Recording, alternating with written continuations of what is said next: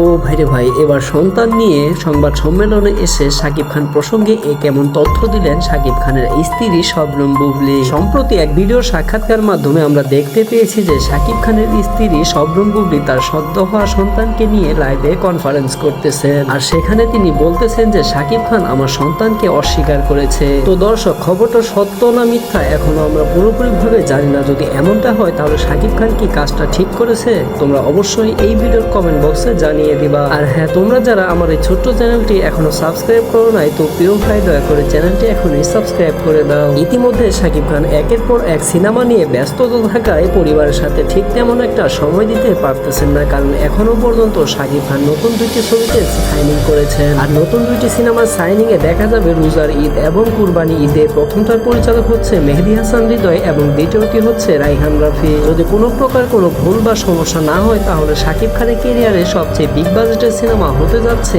এই দুই ঈদে। কিন্তু এরই মাঝে হঠাৎ করে শাকিব খানের স্ত্রী এরকম ধরনের সংবাদ সম্মেলন করবে সেটা শুনে শাকিব খান রীতিমতো চমকে উঠেছে। তিনি জানিয়েছেন যে আমার বিরুদ্ধে এরকম ধরনের মিথ্যাচার খবর এভাবে তোলার কারণে আমি বুবলিকে সহ্য করতে পারতেছি না। বুবলি যে আমার সাথে এমনটা করবে সেটা আমি আগে কখনো ভাবি নাই। বুবলিও তার এই সংবাদ সম্মেলনে জানিয়েছেন যে শাকিব খান আমার সদ্য হওয়া সন্তানকে অস্বীকার করেছেন এবং তিনি ঠিকমতো খোঁজ খবর নিচ্ছেন না। যদি এমনটাই হয় তাহলে আমার পরিবার নিয়ে তার কোনো মাথা ব্যথা থাকার কোনো কথা না। তো দর্শক, এই ছিল সর্বশেষ আপডেট তোমাদের জন্য। পরিশেষে তোমাদের কাছে আবারও রিকোয়েস্ট, তোমরা যারা এখনো চ্যানেলটি সাবস্ক্রাইব করো নাই তারা তাই চ্যানেলটি সাবস্ক্রাইব করে পাশেই থাকো।